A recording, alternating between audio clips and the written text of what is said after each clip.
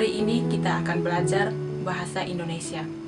Pada pertemuan kali lalu, kita sudah belajar tentang pengertian berita, ciri berita, jenis berita, dan unsur-unsur berita. Pada pertemuan kali ini, kita akan belajar tentang meringkas teks berita, menyimpulkan teks berita, dan memberikan tanggapan terhadap teks berita. Anak-anak sekalian, Ibu berharap anak-anak dapat menyimak video pembelajaran ini dengan baik. Selamat belajar. Berita seputar Indonesia.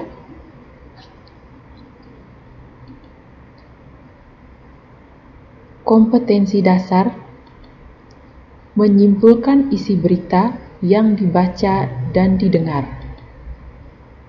Tujuan pembelajaran: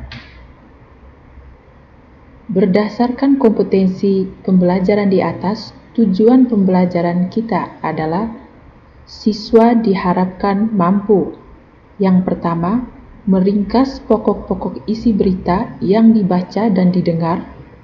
Kedua, menyimpulkan pokok-pokok isi berita yang dibaca dan didengar. Yang ketiga, memberikan tanggapan berdasarkan berita yang dibaca dan didengar. Yang pertama, meringkas berita. Meringkas berita berarti membuat berita dalam bentuk pokok-pokok saja. Hal ini sangat penting untuk mempermudah dalam memahami suatu berita dan menghemat waktu dalam membaca. Langkah-langkah meringkas pokok-pokok berita adalah sebagai berikut. 1. Mendengarkan atau membaca berita dengan saksama. 2. Mencatat pokok-pokok berita atau 5W tambah 1H atau yang biasa disingkat dengan adik Simba. 3. Menulis atau menyampaikan kembali pokok-pokok berita secara lengkap dan ringkas. Yang kedua, menyimpulkan isi berita. Kesimpulan berita adalah kata-kata akhir suatu uraian yang memuat unsur-unsur berita dengan rumusan yang lebih ringkas. Berikut langkah-langkah menyimpulkan isi berita. 1. Mendengarkan atau membaca berita dengan saksama. 2. Mencatat pokok-pokok berita. 3. Menyajikan pokok-pokok berita menjadi kalimat. 4. Menyimpulkan isi berita berdasarkan pokok-pokok berita dalam sebuah paragraf. Yang ketiga, tanggapan terhadap isi berita.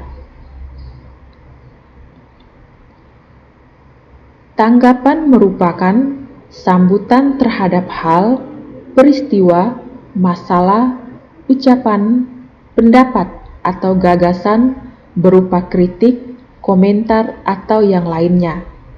Tanggapan terhadap isi berita dapat berupa kritik, saran, sanggahan, dukungan, komentar.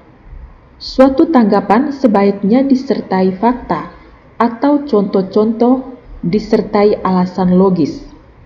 Tanggapan dapat berupa pernyataan setuju, tidak setuju, suka, tidak suka, atau menambah pendapat. Tanggapan yang disampaikan harus bersifat objektif dan disertai alasan yang logis.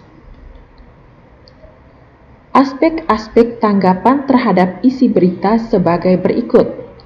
Yang pertama, isi atau unsur berita terdiri atas kebenaran dan kelengkapan isi berita. Yang kedua, bahasa berita terdiri atas penggunaan kalimat dan pilihan kata.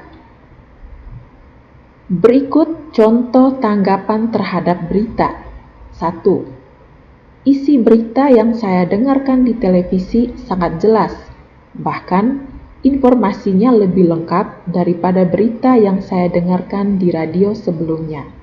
2. Bahasa yang digunakan pembawa berita dalam menyampaikan berita cukup jelas, sehingga pendengar berita mudah memahami informasi yang disampaikan. 3. Bahasa yang digunakan dalam menulis berita tersebut kurang efektif dan berbelit-belit sehingga pembaca kesulitan memahami isi berita. Berikut tugas yang harus siswa selesaikan.